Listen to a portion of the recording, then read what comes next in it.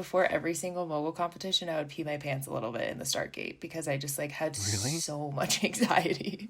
Oh my God. No, I think it was like fully a stress thing because before my runs, I would be like, I am going to the lodge and emptying my bladder. But then I'd get in the start gate and be like so stressed Your out. bladder would be like, we have a tank of nervousness. Yeah. Do you know what I did not think that we were going to talk about today? Peeing my pants. Is you peeing your pants. Agreed.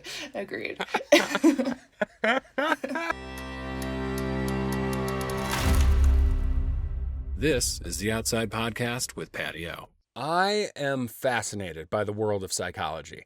In fact, before I ever stepped foot on campus, I declared psych as my major in college.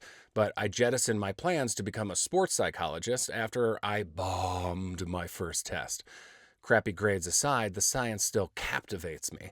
Like, did you know Francine Shapiro discovered EMDR therapy, eye movement desensitization reprocessing, during a walk in a park? Yeah, she was moving her eyes back and forth, thinking about something tough, and realized she felt better. Blammo! Now, countless people have been helped because of a flippin' stroll in 1987. Or how about this? Somewhere around 335 BCE, catharsis theory first popped up in Aristotle's Poetics and has continually been refined through the ages. What was true for the ancient Greeks is true for us today. Expressing and experiencing strong emotions can lead to psychological relief and emotional processing. Think of it as letting the air out of a balloon before it pops. This can be accomplished in all sorts of ways, and the history here gets kind of wacky, but we won't go into that. You can do things like watch a play, have a conversation, or my favorite, do a physical creative activity. You know, something like skiing. Now, I don't think Aristotle had a goggle tan, but I know that I have used skiing to work through some really hard emotions and experiences, and I'm not alone in that. Since she was 2 years old, my friend, professional skier Sierra Schlag, has leaned on skiing for everything, from simple laughter to dealing with unexpected loss, and most recently, defining what felt like a fractured identity as a Japanese-American woman, the subject of her new film, Nisei. Catharsis comes in many forms, the impact of which we can only truly feel if we stop, look where we've come from, and see the line we wove to navigate from there to here. Before we get into anything, it's time for burnt toast. What's your last humbling and or hilarious moment outside? Okay, so I was just at Blister Summit in Crested Butte, and I don't know if you've skied Crested Butte, but it is quite a rocky place, especially in a very low snow year. Mm-hmm. And I am coming back from ACL surgery, so I'm trying to keep it kind of mellow and avoid rocks. But I was skiing with my friend who is from Crested Butte, and he was like, I want to take you to the most beautiful, picturesque place ever. And I was like, okay, perfect. And then I find myself belaying off a tree on rocks. And I was like, this is not what my surgeon envisioned me for 10 months after ACL surgery. So that was a good moment. That is the most Loke Dog Crested Butte thing to do ever. Like, it's super chill. Yeah. Okay. I was like, is it? Do you have a harness with you? Yeah, literally. Okay, let's get into it. What is your first skiing memory? Oh, that's a good question. I used to hate skiing, so... Dun, dun, dun. Yeah, plot twist. If I'm being totally honest, my first skiing memory is being dropped off at ski school and throwing a tantrum because I had separation anxiety. So... I bet nobody watching you throw a tantrum was like, that's a pro skier later in life right there. For sure. I think everybody is surprised. So we moved to Park City when I was 9, and we joined the freestyle team there. We actually got to go ski for fun, and it had recently snowed, so the snow was soft, and I was on my first pair of twin tips. They were heads, and they had snakes on them. But I remember just not being on tiny little girly Rossignol skis. Those were my skis for a while, and I was like, wow, I have skis that actually can like go all mountain. I remember skiing down McConkey Bowl with all of my other teammates. And our team was pretty big. There was like 30 kids and like a bunch of coaches just like free skiing down this bowl. And I was like, wow, this is fun. And the pressure's off of like being in a lesson or like competing, and we're just like having fun skiing down a run. Like, wow, skiing's actually fun and doesn't need to cause a tantrum. Do you have a favorite turn? Not like one that you've done in your lifetime, but an actual turn shape. Right now, it is definitely a left footer carve where you're like hand drags. That's really nice. But on a powder day, I love like just leaning into the turn, and then like your whole left side of your body is like in the snow. I think that is ideal. When you feel the snow like bubble up, your jacket, your like legs and your quads, and it boils up, and if you're lucky enough, and it goes right in the face. Anytime any powder hits my face, my tongue has to be out. So there's like there's a lot of photos from just shooting up at Aspen where my tongue is just like fully out. Yeah, because maybe people listening don't know this, but powder snow tastes like chocolate and cinnamon. So true. Yeah, it's an ice cream sundae. It is delicious. My favorite turn is the right-footed slarv, where you lead with your right foot downhill. You let your tails wash out to the side, and then you snap them back underneath you. When I was 29 years old, I moved from Colorado to Minnesota for health reasons, let's call them. And I skied at a little ski hill called Afton Alps as much as I possibly could. It is 200 feet of sweet, sweet Midwest glory. There's a run there called the Ditch, and there are like one or two spots where you can get a really great right-footed slarv. And when I was living there, I used to bang as many as I could every single time I skied. I tried to figure out the best setup, the best release point. I just really dorked out on the minutia of the turn. And I don't think I knew it at the time, but the pursuit of that goal and the specificity of it really mirrored what I was trying to accomplish in my personal life. And I'm wondering if you've had a similar moment with your own skiing. I am a mogul skier. That's like how I grew up. And so learning how to actually carve and drag my hip has been very similar. I learned how to drag my hip like 2 years ago, and I was like, that is a good feeling to chase. Yeah, skiing has kind of been this constant in my life while I figure out every other thing in my life as well. It's been very intertwined with many other like struggles and understanding myself and all that good internalized existential things. But when I released my first film, Bloom, which explored my relationship with grief about losing my dad and how I get to connect with him through skiing. And I just recently released another film called Nisei that explores my biracial identity through the lens of skiing, and how skiing is kind of this constant as I better understand the Japanese and the American sides of my identity. In order to ask you the next question, I need to tell you a quick story about myself. I was a pool rat growing up, like cannonballs all morning, swim team in the afternoon, swimming until close every night in the summer. Like my parents would have to like drag me out of the pool. I smelled like chlorine throughout the summer months and well into the fall, because I was just like in love with it, you know. And one of the things I was in love with at the pool was I just idolized all the lifeguards. I was literally in love with all of the women. I wanted to be like all of the dudes. They all were so cool and they all were so athletic and they all were so beautiful. And I wanted to be just like them. And then when I was around, I don't know, maybe 10, 11 years old, it was the beginning of the summer, and I was sitting with the lifeguards at the little lifeguard office. And one of them said to me, "Dang, Patty, you've been eating over the winter, huh?" And he was pointing at my stomach. And I looked down and I saw that I had belly rolls. And up to that point, I had never noticed them ever. But at that moment was the first time I became keenly aware of my body, and maybe more significantly, my body in public. Mm-hmm. And I hated it. I like immediately became nervous and queasy, and I hated that feeling. And from that point on, I began to see my body not as my own, but as how others would interpret it. And I'm wondering if you have a similar experience of an almost queasy awareness, not of your body, but of your ethnicity.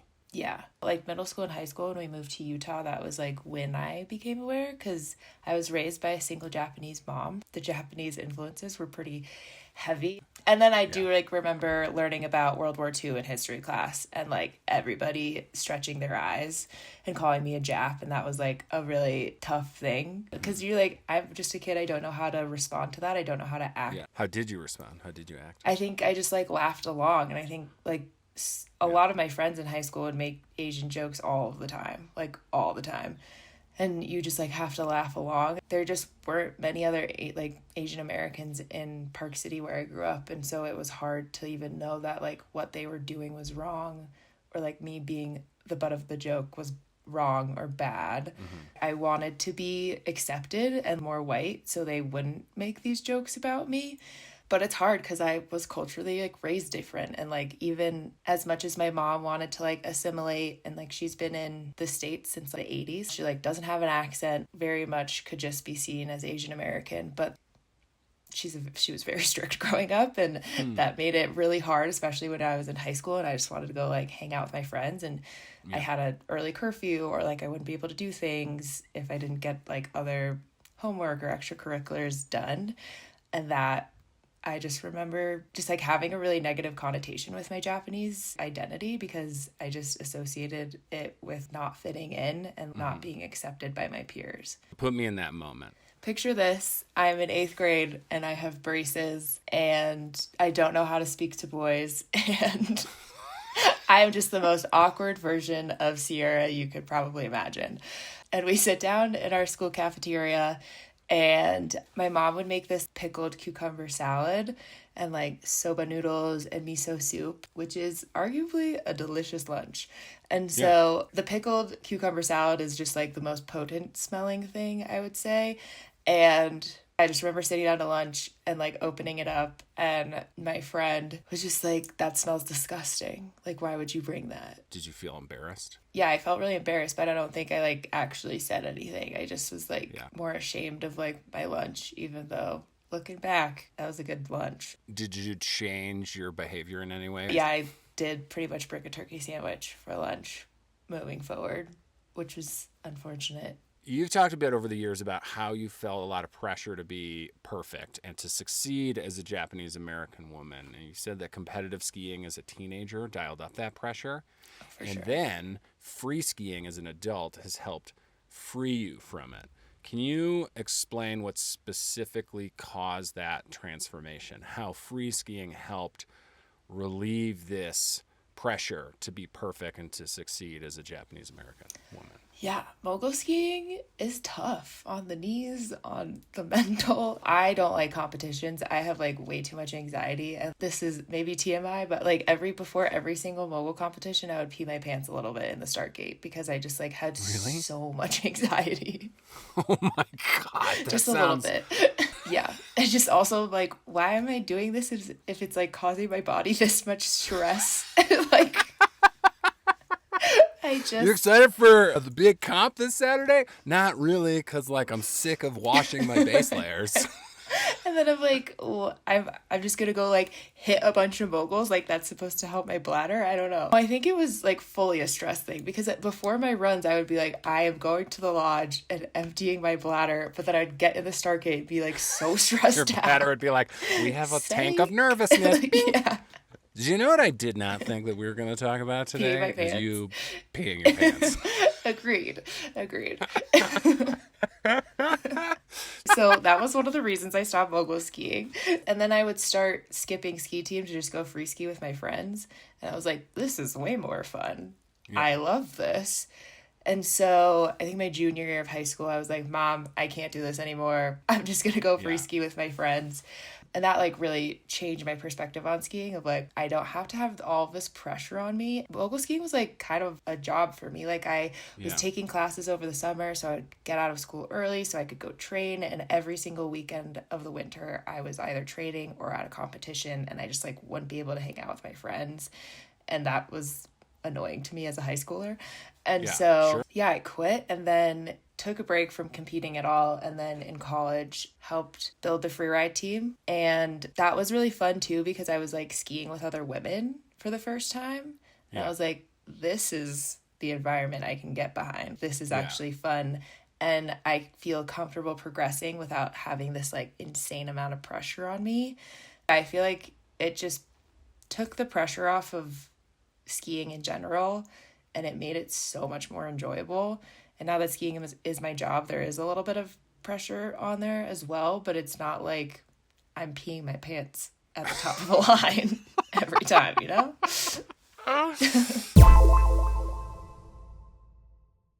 The type of skiing that I love is just like really long days in the backcountry and you like go ski a couloir and you feel really accomplished after skiing one of those lines.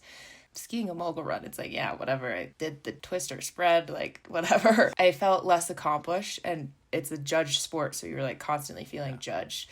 And so when I like go into the backcountry and do these lines, this is because I want to do it. I feel accomplished in that way, and then it gives me confidence to go do scarier stuff, but also show up as like me as a human, gaining understanding of yourself and like who you are as a human being, and caring a lot less about what other people think. Do you think the confidence that was getting built because of free skiing helped build confidence in other areas of your life? Yeah, for sure. I think it just like made me more confident in who I am, that I'm capable of doing things regardless of my identity. Because I was like put in this prescribed box for so long, I like felt like I needed to show up one way, but now I can just like go ski a line and have fun and still be a good person. It turns out. How has that awareness continued to show up for you in your life? I think it really shaped my high school years and up through college. And I think after I graduated from college is when I started like really being more curious about my Japanese American identity. I was traveling to Japan for work and just like kind of being enveloped in it. And I was like, wow, this is actually really cool. And when I go to Japan, I make a lot more sense. I just kind of started leaning into it a little bit more. Mm-hmm. And I also think in 2020, we were just having all of these conversations about race. And I finally felt comfortable talking to my friends about like how they made me feel and what I've been feeling all of these years. And I was also discovering all of these things that I've just kind of like repressed for the past 20 or so years. But it also was hard because I'm very white passing. And I was like, do I have a space to like speak up about these things when I do look white, even though I'm half Japanese? And that also turned into a whole spiral of like, I don't know if I'm Japanese enough or American enough to like talk about anything.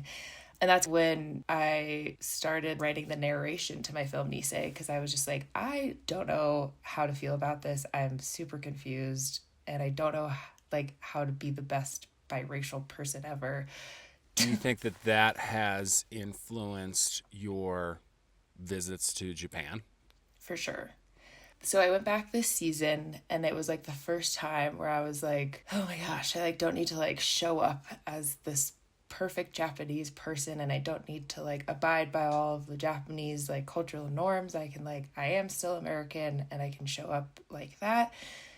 I think when I go and visit my grandma who still lives there, she's 97, that definitely does take the wind out of my sails a little bit, because when I go skiing, I'm like, this is amazing. I love being Japanese. And then I don't know how to speak Japanese, so I like can't really speak to my grandma, and then it makes me feel very inadequate. That it's just tough all around. That's like a hard dynamic to work through. It is still like a joyous experience, but it is kind of a reality check of like, we're still not like fully Japanese there. Like I can't speak with her and like wasn't raised speaking Japanese, so I just like can't do this with you. But when I do go skiing, it's like such a great feeling, and I feel like I know Japan, my like biracial identity. You were visiting your grandma in Kobe in 2019, and you start to write what would become the narration for Nisei, this new film of yours. Can you tell me about that trip and visiting your grandmother? What felt different about it? When I go visit my grandma, it's definitely like a reality check of like, you're not actually fully Japanese. And so I was just like alone in Kobe, touristing around, like going to temples and stuff. And typically like I go to Japan with my mom, who's fluent in Japanese, and people are like, oh, you're with a Japanese person, you're in. Yeah. And I didn't have that. And that was a harsh reality of like, I actually have no idea what I'm doing here. And I can't speak Japanese, can barely order my food. Talking to my grandma is tough and broken. And so this is before I started like really going to therapy, and I would write poems to process my emotions. And I wrote an iteration of the narration for Nisei, and it basically was just about how I feel like I have like one foot in, one foot out of each of these cultures that I'm tied to.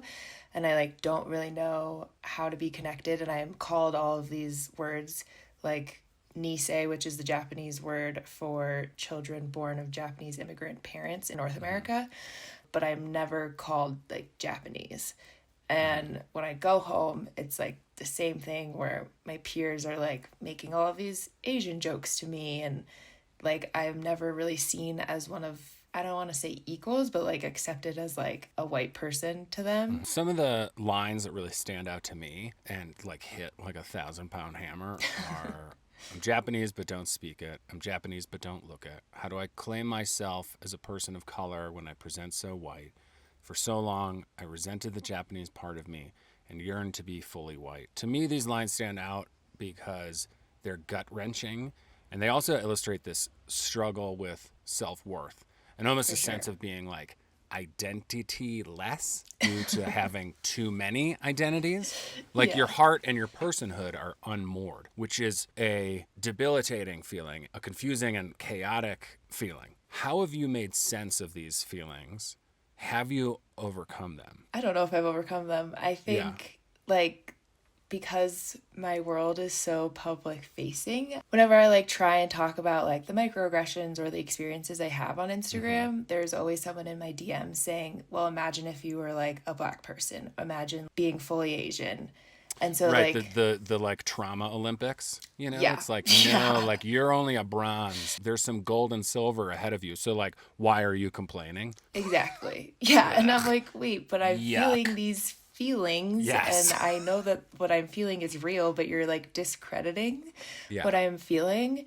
And so I've always been hyper aware of that, of like being white passing and just like, can I even say I'm a person of color? I like say it now, but I still feel like wildly uncomfortable by it because I'm like, I don't have like as melanated skin as most people. When I go to Japan, I know I'm like, I am also American and I am not going to show up as this Japanese person that everyone's going to accept. It is going to be like an ongoing struggle because it's all dependent on other people viewing me in my own identity. And there's always going to be people saying that I'm not melanated enough or not Japanese enough. But I think I've learned to compartmentalize it a little bit of like, this is your interpretation and it's not how I'm feeling, and just trust my own gut and my emotions versus all the outside noise of what other people are thinking. It's not an on and off switch. It's kind of like a dial, like a volume dial is how I like to picture it.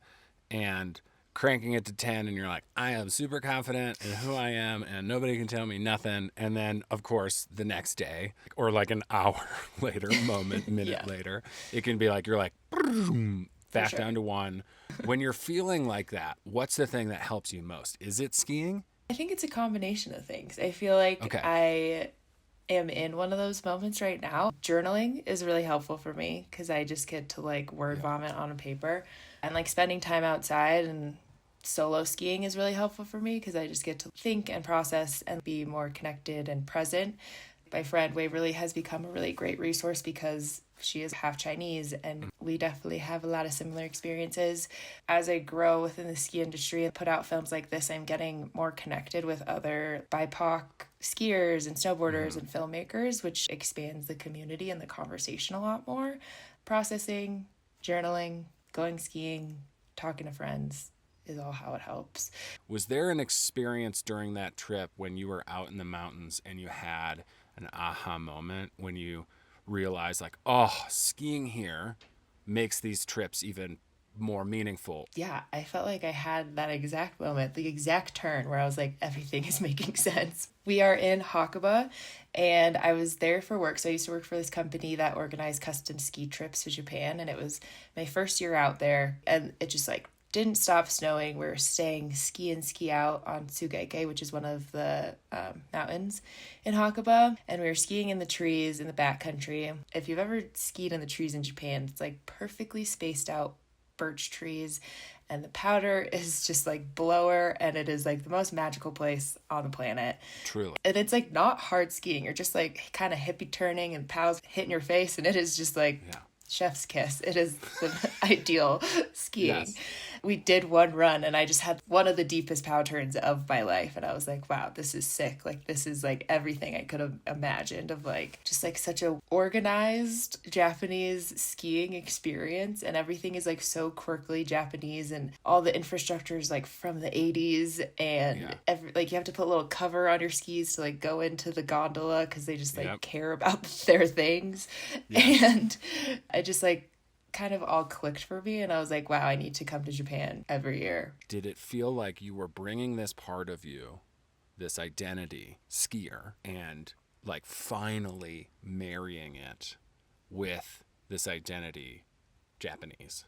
Totally. I've been going to Japan with my mom since I was born, and it was always like, we're going on basically like hit every tourist spot in Japan with my mom to understand our culture a little bit better, which was great. But I think it was always just like out of reach for me of like, oh, this is like Japan, but this is like not what I experience in my everyday life at home. There was like such a disconnect there. Like there are little things that I'm like, okay, this makes a lot more sense within me of like why my mom needs everything to be clean all the time or why she was like so strict about so many things that I resented for a really long time. And then it like all came together when I get to go skiing and you're like, wow, skiing is my life, my identity, and like something I love so much. And then just being able to like compile it on of like, I mean, it's such a like added perk that Japan has like the best powder skiing on the planet. Correct. So that's pretty nice to help me understand my identity. In that moment, did you feel like, was it like a sense of relief? Was it sense of empowerment? Like, oh, like all this stuff kind of makes sense now. It was all kind of in its own bucket by itself. Separated, and now it's kind of all together.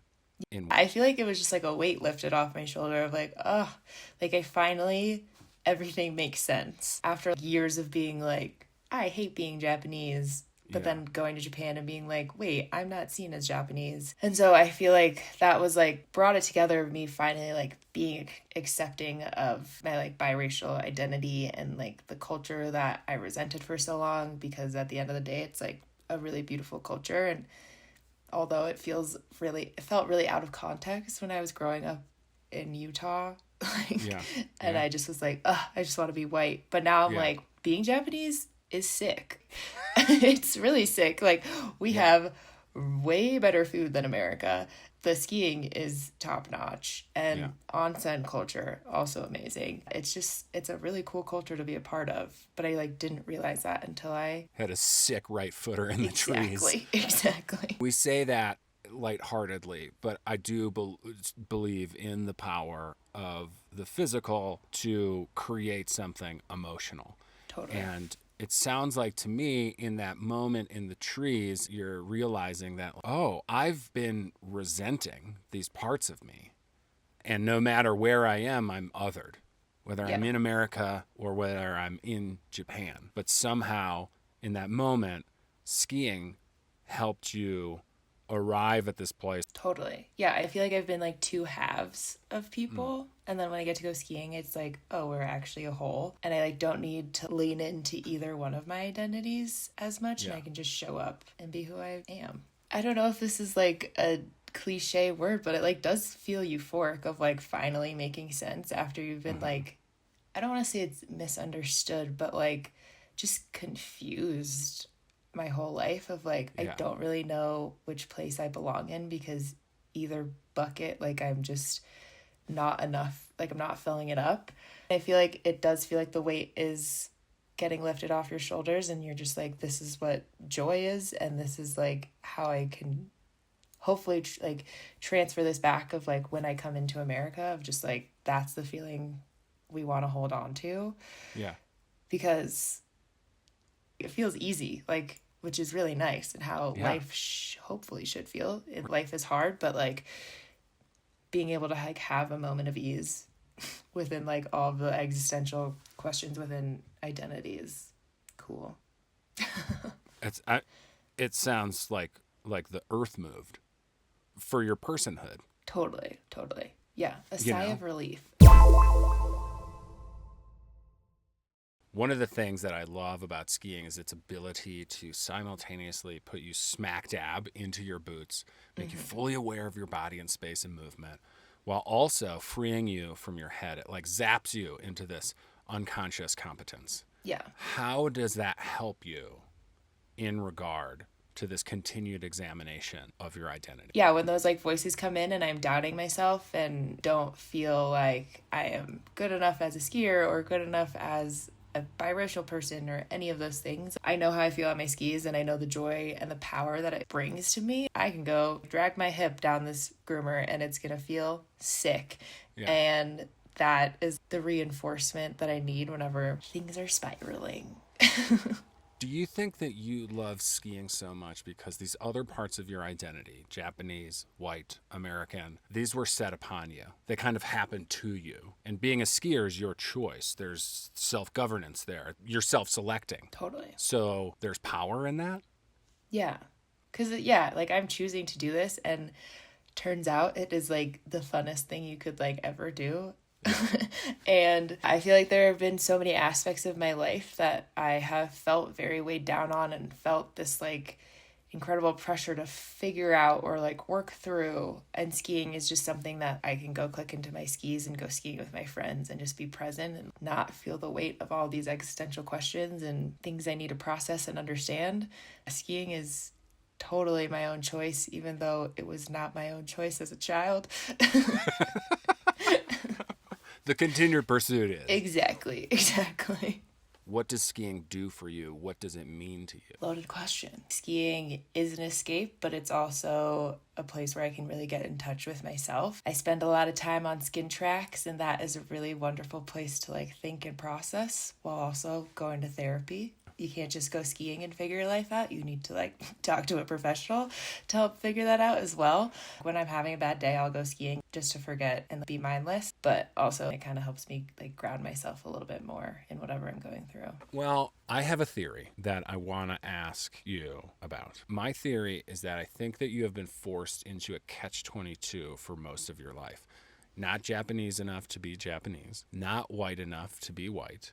And that conflict has felt like a stripping away of your autonomy because you're existing within a societal and cultural framework that you have zero ownership of.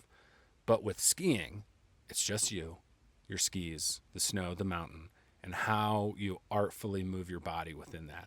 And that gives you an immense sense of power. The reason that skiing is so appealing to you is because it generates that power, that sense of ownership, that sense of self-worth. And it is the thing that has made you feel comfortable in your skin when, for most of your life, you have not been comfortable in your own skin. And you bring that power back with you into everyday life. Am I right? Mic drop. That was beautiful. Pop off, Patty. You kind of nailed it, so I don't know how much expansion I could do. But no, agreed. I feel like my identity has been this like push and pull for my entire life of not really knowing where I fit and people telling me that I don't fully fit. But skiing has, I'm like, once I got over the like tantrums and peeing my pants situation, skiing is just like what I love to do. Skiing is just like the love of my life, I'd say. And it makes me feel so confident. And as the love of your life should, make you a better person and understand you and build the confidence on and off the ski hill. And it has also given me this platform to give other biracial or Asian American people representation that I definitely did not have growing up. Didn't think I was ever going to be a pro skier because all of my idols were just like the one white woman in a ski film. Yeah. And so that is a really cool added bonus of me floundering and trying to figure out my identity. And people are feeling finally seen and represented from me doing all this work to try and figure it out. And hopefully it helps them too. And hopefully it kickstarts their own work to try and figure out what their identity means to them as well. It sounds like for you, skiing is the path to self. Wow. I'm like, did Buddha write that? No, just some Chicago Irish dude who loves donuts. Same vibes. Do you have advice for anyone else feeling that catch-22 identity or lack of power, lack of self-worth feeling uncomfortable in their own skin. Dive into it. I know I have traveled to Japan to go figure it out a lot more, and not everybody has the privilege to do that. And so if you can find other people in your community that have similar identities to you, talk to them about it and get deep and nitty-gritty about it, because there's a lot of things to unpack and it's hard. Yeah. And if you can find other people in your community or on the internet that you can reach out to and talk to, would highly recommend that, because the human condition is a very confusing place. And if you feel less alone in it just by talking to someone that understands you, it's like that makes a world of a difference. It is now time for the final ramble. One piece of gear you can't live without. Zip fit liners. They really nice plug. Change. I know it's a good plug, but I couldn't imagine skiing without zip fit liners. Just saying.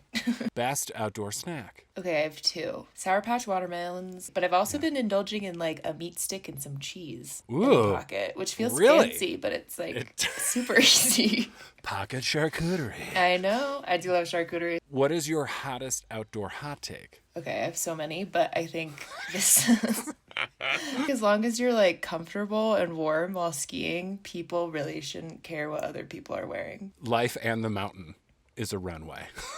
Literally.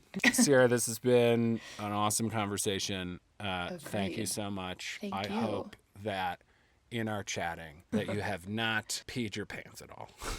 Yeah, no, everything's dry, so we're good. Yay! That's definitely going to be how we end the episode. Everything is dry. Credits roll. You think I'm joking? I am not joking. I'm fine with that. That's totally fine.